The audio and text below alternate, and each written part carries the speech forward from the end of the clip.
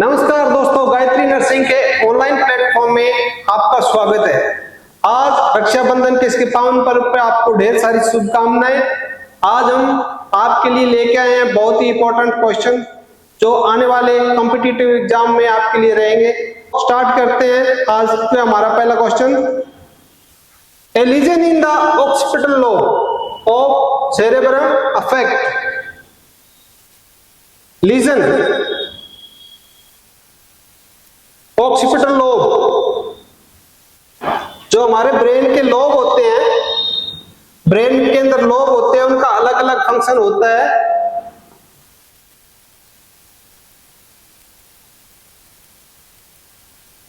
इसको बोलते हैं फ्रंटल लोब।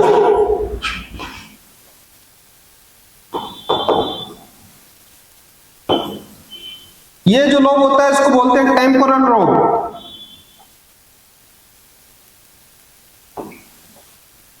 ये होता है पैराइटल लोब।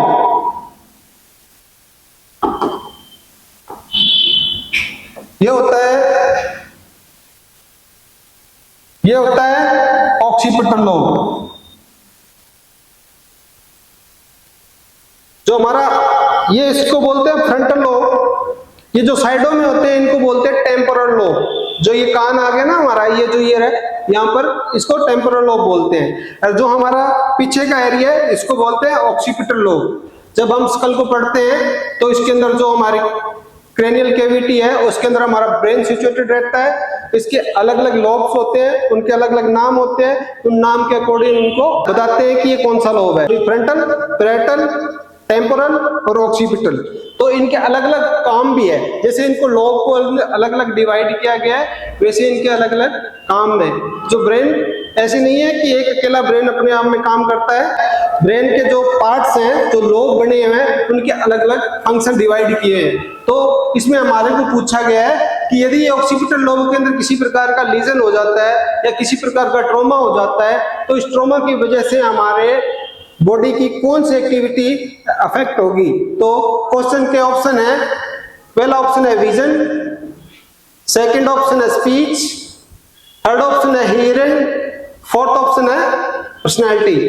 तो हम आपको मैंने बताया फ्रंटल लोब। फ्रंटल लोब होता है, इसके अंदर एक ब्रोकाज एरिया पाया जाता है जिसको वर्निकेज एरिया भी बोला जाता है, ऑल्सो नोन एज वर्निकेज एरिया के नाम से जानते हैं। इसका काम क्या होता है? वर्निकेज एरिया हमारा क्या करता है? स्पीच का काम करता है। तो स्पीच का काम करता है तो ऑक्सीपिटल लोब में तो ये फ्रंटल लोब का काम हो गया, इसलिए ऑप्शन आउट, मतलब इस क्वेश्चन को हटा दिया हमने।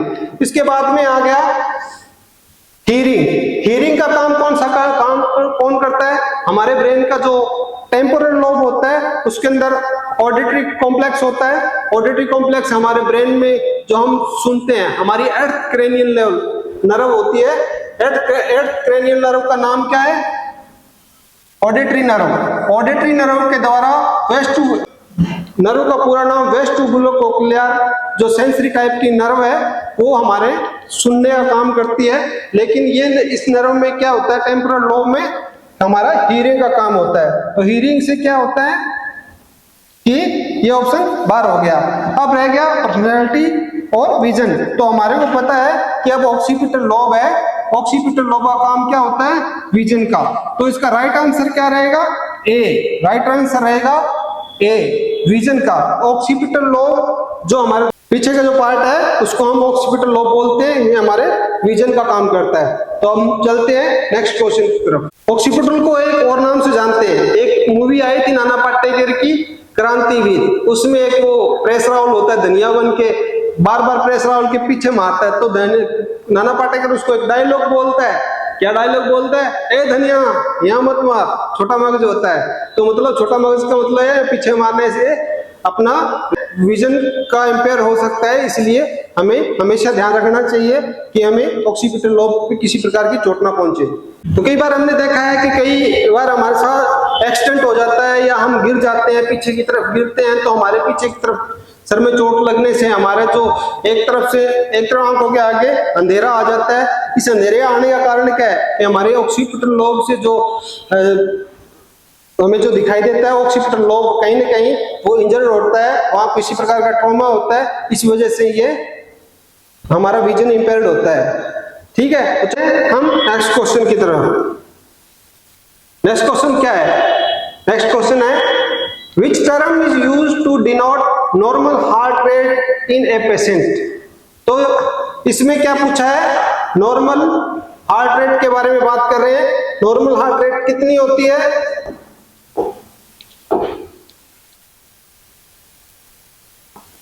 नॉर्मल हार्ट रेट के बारे में बात कर रहे हैं। इस क्वेश्चन के अंदर नॉर्मल हार्ट रेट कितनी होती है? क्वेश्चन को हमेशा आराम से पढ़ लो, उसमें देखो, उसको समझो, तभी आप क्वेश्चन का आंसर सही कर पाओगे।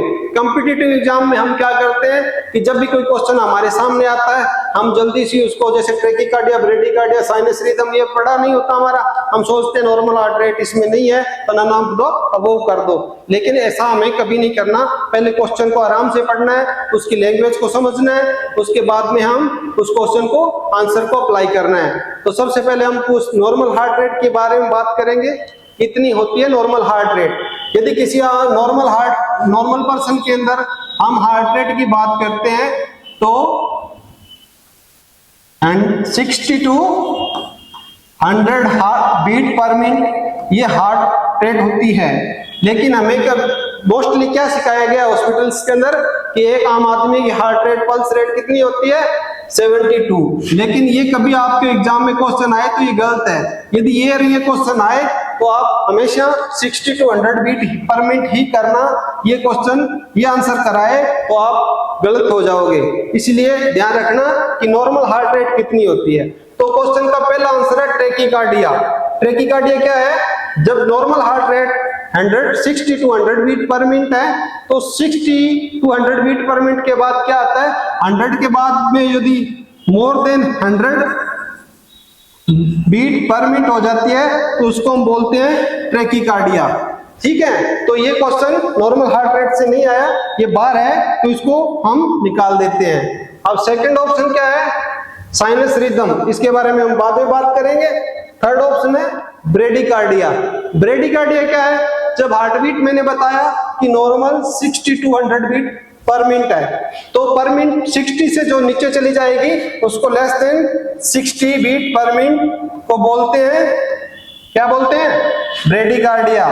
याद रखना, 60 बीट पर मिनट को बोलते हैं ब्रेडीकार्डिया। तो ये दोनों ऑप्शन हमारे क्वेश्चन के 4 ऑप्शन से 2 ऑप्शन बाहर आउट हो गए, तो पीछे बच गए 2 ऑप्शन। दोनों ऑप्शनों में क्या है? नन ऑफ द अबव हो नहीं सकता। और साइनस रिदम, इसका राइट आंसर क्या है? Sinus rhythm. नॉर्मल व्यक्ति की जो हार्ट रेट होती है वो 60 to 100 बीट पर मिनट होती है, जिसको हम जानते हैं साइनस रिदम के बारे में। तो चलते हैं नेक्स्ट क्वेश्चन की तरफ। तो नेक्स्ट क्वेश्चन है हमारा, in a patient the fluid balance is indicated by. मतलब इसके बारे में पूछा है कि एक पेशेंट का फ्लूइड बैलेंस को हम चेक करेंगे, वो कौन सा पैरामीटर है जो हमें इंडिकेट करता है कि फ्लूइड बैलेंस इस पेशेंट का प्रॉपर है? Monitoring weight. ठीक है, सेकंड ऑप्शन है फिजिकल एग्जामिनेशन ऑफ पेशेंट। तीसरा है input output charting. All of the above. 4 option है। तो पहले हमें ये पता करना है कि किसी पेशेंट का हम फ्लूइड बैलेंस चेक करने के लिए क्या करेंगे। यदि इसी क्वेश्चन के अंदर आपको मैं बता देता हूं कि यदि मोस्ट इंपॉर्टेंट वर्ड आ जाता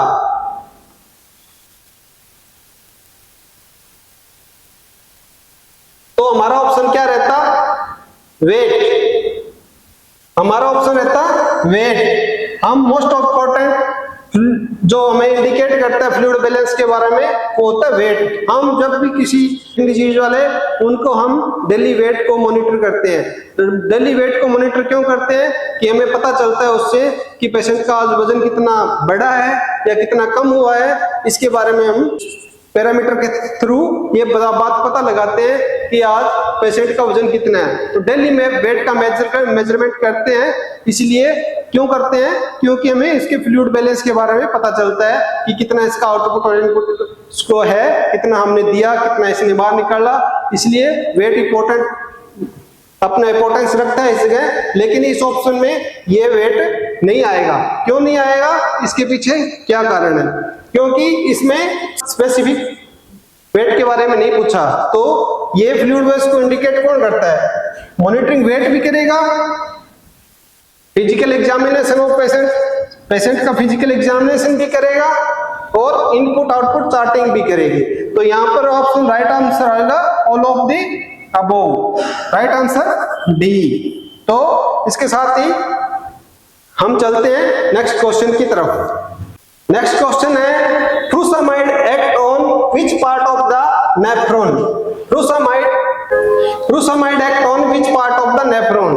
जो फ्रूसामाइड इंजेक्शन हम हॉस्पिटल में बार बार यूज करते हैं, रोजाना डेली यूज करते हैं कि किसी पेशेंट को हाइपरटेंशन है, किसी पेशेंट को एडिमा है, तो हम फ्रूसामाइड का इंजेक्शन का यूज किया जाता है। फ्रूसामाइड इंजेक्शन का ये एम्पूल आपको दिखाई दे रहा है, ये 2 ml के अंदर आता है। 2 ml के अंदर हमारे हॉस्पिटल में अवेलेबल रहता है। 2 ml में क्या होता है, इसमें 10 mg मिलीग्राम पर ml होता है, तो टोटल 20 mg का ये इंजेक्शन रहता है। फ्रूसामाइड क्यों दिया जाता है? क्या है फ्रूसामाइड? कभी पता किया आपने फ्रूसामाइड क्या है? फ्रूसामाइड डाययूरेटिक है।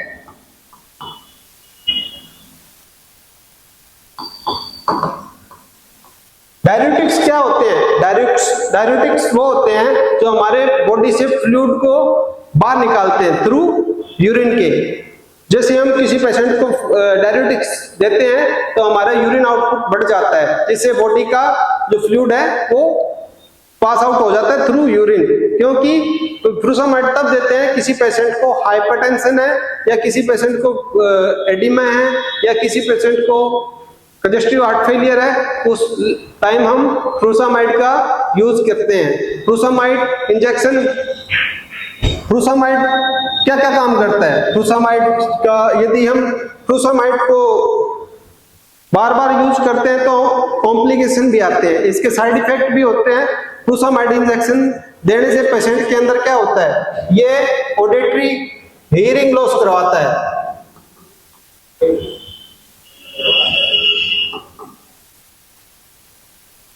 ये हियरिंग लॉस करवाता है, कानों के अंदर घंटियां बजने लग जाती है। फ्रूसामाइड इंजेक्शन देने के बाद टिनाइटस होता है। क्या होता है? टिनाइटस। ये इसका साइड,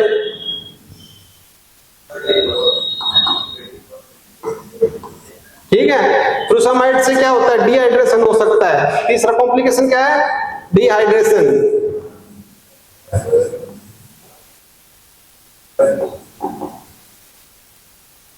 ठीक है, इसलिए फ्रूसामाइड इंजेक्शन दिया जाता है। फ्रूसामाइड इंजेक्शन कहां काम करता है? इस ऑप्शन में ये पूछा है। यदि हमारा हम बात करते हैं नेफ्रॉन की, किडनी के अंदर smallest part of the kidney क्या है? नेफ्रॉन है। ये नेफ्रॉन ऐसा होता है, मैं आपको थोड़ा चार्ट बना के बता देता हूं। ये ग्लोमेरुलस होता है, ये पीसीटी होता है, ये डीसीटी होता है, ये लूप ऑफ हेनले होता है। जैसे मैंने लूप ऑफ हेनले, तो फ्रूसामाइड होता है जो लूप ऑफ हेनले पे काम करता है। मतलब कहां काम करता है? लूप ऑफ हेनले पे। ये फ्रूसामाइड डायरेक्ट क्या करता है? जो नेफ्रॉन होता है उसका लूप ऑफ हेनले होता है ना, इसका डिसेंडिंग लूप ऑफ हेनले पे वर्क करता है। यहां से ये वाटर को अब्जॉर्ब कर लेता है और थ्रू बाहर निकाल देता है। तो इसको लूप डाययूरेटिक भी बोलते हैं। फ्रूसामाइड को लूप डाययूरेटिक भी बोलते हैं। तो इसका राइट आंसर क्या रहेगा? Descending limb of the loop of Henle. Descending limb of the loop of Henle. Distal पे नहीं काम करेगा, प्रॉक्सिमल पे नहीं काम करेगा, ये लूप ऑफ हेनले पे काम करेगा। जो ये लूप ऑफ हेनले है ना नेफ्रॉन का, इस पे वर्क करता है। ये डाययूरेटिक, जो फ्रूसामाइड डाययूरेटिक कई प्रकार के होते हैं। पोटेशियम स्पेयरिंग डाययूरेटिक होते हैं। पोटेशियम, कुछ पोटेशियम को रिटेन करते हैं, कुछ पोटेशियम को बाहर निकालते हैं।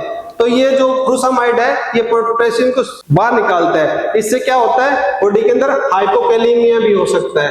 हाइपोकैलेमिया किसको बोलते हैं? पोटेशियम का लॉस हो जाना, उसको हाइपोकैलेमिया बोला जाता है। पोटेशियम का लॉस होना हाइपोकैलेमिया नाम से जाना जाता है। तो हम आप चलते हैं नेक्स्ट क्वेश्चन की तरफ। क्या होता है कि हमारे को ये भ्रांतियां फैलाई गई है कि हम ड्रिंक करते हैं या बियर पीते हैं तो हमारे जो अंदर किडनी स्टोन है वो बाहर निकल जाता है, लेकिन ऐसा कुछ नहीं है। ये जो वाइन है, जो बियर है, वो एक डाययूरेटिक का काम करते हैं, जिससे कि ज्यादा से ज्यादा यूरिन आउटपुट निकले। और ये कोई बेनिफिट वाली बातें नहीं है, जो कोई शराब पी रहा है या कोई ड्रिंक कर रहा है, मेरी किडनी है जी, मैं शराब पी के मुझे ये किडनी पथरी निकालनी है, तो ऐसा कुछ नहीं है। आप इन भ्रांतियों में ना पड़े और इन चीजों का ऑथेंटिक डाटा प्राप्त करते रहे, जानकारी प्राप्त करते रहे, जिससे हमें पता चले कि ये कैसे काम करता है। तो ऐसे डायरेक्टिक फ्लूसमाइड की तरह ही है, वो एक डायरेक्टिक का काम करती है। तो चलते हैं नेक्स्ट क्वेश्चन की तरफ। नेक्स्ट क्वेश्चन है, when carrying a infant during cardiac arrest pulse must be palpate to determine cardiac function. हमें जब बच्चे को, किसी इन्फेंट को कार्डियक अरेस्ट आ जाता है, कार्डियक अरेस्ट होता है, तो हम कौन सी पल्स को डिटरमाइन करेंगे, ये जानने वाली बात है। बहुत इंपॉर्टेंट बात है कि हम सबसे पहले जाते हैं, हमारे को पता नहीं होता, हम इस बात के बारे में जानते नहीं कि कौन सी पल्स को हमें असेस करना चाहिए, अडल्ट के अंदर कौन सी पल्स, अडल्ट के अंदर और कौन सी पल्स को फील करना चाहिए, इन्फेंट के अंदर, चिल्ड्रन के अंदर। ये अलग अलग चीजें हैं, अलग अलग बातें हैं, इन बातों का ध्यान रखना चाहिए। पहला कैरोटिड दे रखा है, सेकंड ऑप्शन दे रखा है ब्रेकियल, थर्ड ऑप्शन दे रखा है पेडल, फोर्थ ऑप्शन दे रखा है रेडियल। तो आपको ध्यान रखना चाहिए कि कैरोटिड पल्स है वो किसमें असेस करते हैं,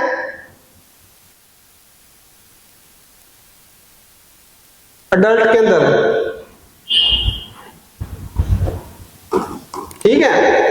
कैरोटिड पल्स अडल्ट के अंदर क्यों असेस करते हैं, क्योंकि जो ये गर्दन है, हमारी नेक है, ये नेक के अंदर जो स्पेस है, ये स्पेस अडल्ट के अंदर ज्यादा होता है, इस वजह से हमारे को कैरोटिड पल्स आराम से फील हो जाती है, इसलिए हम अडल्ट के अंदर कैरोटिड पल्स को फील करते हैं। इसलिए नहीं कि ये कोई ब्रेकियल करेंगे या कोई फीमोरल करेंगे, ऐसा नहीं है। अडल्ट के अंदर हम हमेशा कैरोटिड पल्स को फील करेंगे। ब्रेकियल होती है बच्चे के अंदर, जो इन्फेंट होता है उसके अंदर हम ब्रेकियल पल्स फील करते हैं। राइट आंसर है इसका बी, क्योंकि बच्चे के अंदर जो नेक होती है वो बहुत छोटी होती है, जिससे हम कैरोटिड पल्स को महसूस नहीं कर सकते, इसलिए वहां पर उसको ब्रेकियल पल्स यहां से फील की जाती है। ब्रेकियल प्लेक्सस होता है, यहाँ पर ब्रेकियल पल्स होती है, जिससे ब्रेकियल पल्स को फील करके हम पता करते हैं कि इसकी पल्सेस आ रही है नहीं आ रही, इसलिए इसका राइट आंसर रहेगा B. While receiving blood transfusion, the patient develop chill and headache. What should be the nurse initial action? मतलब जब हम कोई ब्लड ट्रांसफ्यूजन करते हैं, किसी पेशेंट को ब्लड ट्रांसफ्यूजन करते हैं, तो हमें जब किन किन बातों का ध्यान रखना चाहिए और क्या रखना चाहिए, ये हम उसके बारे में हम बात करेंगे। लेकिन इस क्वेश्चन में ये पूछा गया है कि किसी पेशेंट को ब्लड ट्रांसफ्यूजन चल रहा है और ब्लड ट्रांसफ्यूजन चलते वक्त पेशेंट को क्या होने लग गया, चिल और हेडेक, मतलब उसको ठंड लग रही है और हेडेक होने लग गया। तो नर्स का इनिशियल शुरुआती एक्शन क्या होना चाहिए, ये पूछ रहा है क्वेश्चन। तो हमें क्या जवाब देना चाहिए, क्या हमें notify the physician state, doctor को बता देना चाहिए भाई भागा भागा जाओ डॉक्टर साहब पेशेंट को ये हो गया, या stop the transfusion immediately, blood को रोक देना चाहिए। सी ऑप्शन है cover the patient with A blanket and administer ordered acetaminophen, patient को कंबल दे दे और उसको जो ऑर्डर की एसिटामिनोफेन है वो मेडिसिन प्रोवाइड करवा दे, या फिर slow the blood flow to keep the vein open, भाई ब्लड फ्लो को जो चल रहा है फ्लो उसको स्लो कर दे। तो हमें क्या करना चाहिए, पहले तो हमें ये पता होना चाहिए कि बीटी ब्लड ट्रांसफ्यूजन करते वक्त हमें ये पता होना चाहिए कि ब्लड कितनी देर में ट्रांसफ्यूजन किया जाना चाहिए। ब्लड बैंक से जब हमें प्राप्त हो तो हम कितनी देर के अंदर ब्लड को स्टार्ट करें, तो ये टाइमिंग अपने को पता होनी चाहिए। जब ब्लड बैंक से ब्लड निकलता है तो 20 से 30 मिनट के अंदर ट्रांसफ्यूजन स्टार्ट कर देना चाहिए।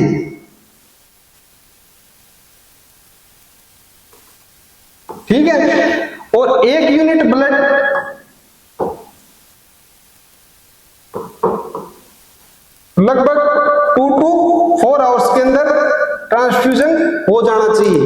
मतलब ब्लड को 1 यूनिट ब्लड को हम 2 से 4 घंटे के अंदर ट्रांसफ्यूजन कर देना चाहिए। इससे ज्यादा समय तक हम ब्लड को नहीं रखना चाहिए। उसका जो फ्लो रेट है वो इस प्रकार से एडजस्ट किया होना चाहिए कि 2 से 4 घंटों के अंदर वो ब्लड ट्रांसफ्यूज हो जाए। लेकिन कई बार क्या होता है, ब्लड को जब हम इन्फ्यूज करते हैं तो पेशेंट के अंदर कई प्रकार के कॉम्प्लिकेशन होते हैं। ठीक है, तो क्या क्या कॉम्प्लिकेशन हो सकते हैं, जैसे आयरन ओवरलोड हो सकता है, ठीक है, सर्कुलेटरी ओवरलोड हो सकता है, सेप्टिसीमिया हो सकता है, पेशेंट को सिट्रेट टॉक्सिसिटी हो सकती है, पेशेंट को हाइपोकैल्सीमिया हो सकता है, पेशेंट को हाइपरकैलेमिया हो सकता है। हाइपोकैल्सीमिया कैसे होता है कि ब्लड के अंदर सीपीडीए होता है, जो पेशेंट ब्लड बैग होता है उसमें सीपीडीए होता है। जो ये सिट्रेट होता है ना, इनका सिट्रेट डेक्स्ट्रोज एडेनिन, ये ब्लड को जब हम डोनेट करते हैं ब्लड, तो जो पाउच होता है उस पाउच के अंदर ऑलरेडी रहता है। ठीक है, तो ये सिट्रेट होता है तो ये कैल्शियम को बाइंड कर लेता है। कैल्शियम को क्या करता है, बाइंड करता है। तो कैल्शियम को बाइंड करने के बाद क्या होता है, शरीर के ब्लड के अंदर जो हमने सर्कुलेटरी सिस्टम के अंदर क्या होता है, कैल्शियम की कमी हो जाती है। कैल्शियम का लेवल होता है वो डिक्रीज हो जाता है, जिसके कारण हाइपोकैल्सीमिया हो जाता है। इसे बोलते हैं सिट्रेट टॉक्सिसिटी। तो ब्लड को 2 से 4 घंटे के अंदर इन्फ्यूज कर दो। ब्लड बैंक से यदि ब्लड रिलीज होता है तो उसको 20 से 30 मिनट्स के अंदर ट्रांसफ्यूजन स्टार्ट कर दो। Blood flow to keep the vein open, भाई ब्लड फ्लो को जो चल रहा है फ्लो उसको स्लो कर दें। तो हमें क्या करना चाहिए, पहले तो हमें ये पता होना चाहिए कि बीटी ब्लड ट्रांसफ्यूजन करते वक्त हमें ये पता होना चाहिए कि ब्लड कितनी देर में ट्रांसफ्यूजन किया जाना चाहिए। ब्लड बैंक से जब हमें प्राप्त हो तो हम कितनी देर के अंदर ब्लड को स्टार्ट करें, तो ये टाइमिंग अपने को पता होनी चाहिए। जब ब्लड बैंक से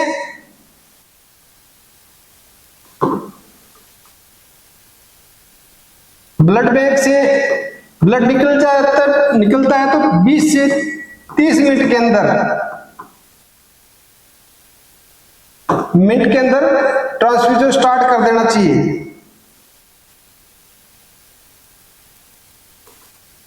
ठीक है, और 1 यूनिट ब्लड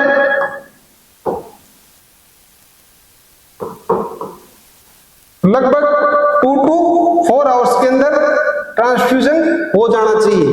मतलब ब्लड को 1 यूनिट ब्लड को हम 2 से 4 घंटे के अंदर ट्रांसफ्यूजन कर देना चाहिए। इससे ज्यादा समय तक हम ब्लड को नहीं रखना चाहिए। उसका जो फ्लो रेट है वो इस प्रकार से एडजस्ट किया होना चाहिए कि 2 से 4 घंटों के अंदर वो ब्लड ट्रांसफ्यूज हो जाए। लेकिन कई बार क्या होता है, ब्लड को जब हम इन्फ्यूज करते हैं तो पेशेंट के अंदर कई प्रकार के कॉम्प्लिकेशन होते हैं। ठीक है, तो क्या क्या कॉम्प्लिकेशन हो सकते हैं, जैसे आयरन ओवरलोड हो सकता है, ठीक है, सर्कुलेटरी ओवरलोड हो सकता है, सेप्टिसीमिया हो सकता है, पेशेंट को सिट्रेट टॉक्सिसिटी हो सकती है, पेशेंट को हाइपोकैल्सीमिया हो सकता है, पेशेंट को हाइपरकैलेमिया हो सकता है। हाइपोकैल्सीमिया कैसे होता है कि ब्लड के अंदर सीपीडीए होता है, जो ब्लड बैग होता है उसमें सीपीडीए होता है। जो ये सिट्रेट होता है ना, इनका सिट्रेट डेक्स्ट्रोज एडेनिन, ये ब्लड को जब हम डोनेट करते हैं ब्लड, तो जो पाउच होता है उस पाउच के अंदर ऑलरेडी रहता है। ठीक है, तो ये सिट्रेट होता है तो ये कैल्शियम को बाइंड कर लेता है। कैल्शियम को क्या करता है, बाइंड करता है। तो कैल्शियम को बाइंड करने के बाद क्या होता है, शरीर के ब्लड के अंदर जो हमने सर्कुलेटरी सिस्टम के अंदर क्या होता है, कैल्शियम की कमी हो जाती है। कैल्शियम का लेवल होता है वो डिक्रीज हो जाता है, जिसके कारण हाइपोकैल्सीमिया होता है। इसे बोलते हैं सिट्रेट टॉक्सिसिटी। तो ब्लड को 2 से 4 घंटे के अंदर इन्फ्यूज कर दो। ब्लड बैंक से यदि ब्लड रिलीज होता है तो उसको 20 से 30 मिनट्स के अंदर ट्रांसफ्यूजन स्टार्ट कर दो। यदि पेशेंट को किसी प्रकार का कॉम्प्लिकेशन स्टार्ट हो जाता है, जैसे कि चिल और हेडेक स्टार्ट होना, तो हमें क्या करना चाहिए, क्या नोटिफाई द फिजिशियन? नहीं, बिल्कुल नहीं करना चाहिए। पहले आप अपना काम ये नहीं है कि हम जाके डॉक्टर को बताएं कि डॉक्टर साहब पेशेंट को हेडेक हो रहा है, स्टॉप द ट्रांसफ्यूजन इमीडिएटली। बिल्कुल सही है, राइट आंसर यही है कि जो भी किसी भी प्रकार का कॉम्प्लिकेशन होता है ब्लड ट्रांसफ्यूजन के दौरान, तो सबसे पहले हमें ब्लड ट्रांसफ्यूजन को स्टॉप करना चाहिए। Right answer is B, right answer is B, और बाकी ऑप्शन है इसके रॉन्ग आंसर है। ठीक है, तो ऐसे ही मजेदार और बढ़िया इंपॉर्टेंट क्वेश्चन हमारे साथ डिस्कस करते रहिए और बने रहिए गायत्री नर्सिंग क्लासेस के साथ। और हमारा चैनल, यदि आपको हमारे क्वेश्चन, हमारे द्वारा बताई हुई जानकारी अच्छी लगी तो आप हमारे चैनल को लाइक करें, सब्सक्राइब करें। धन्यवाद।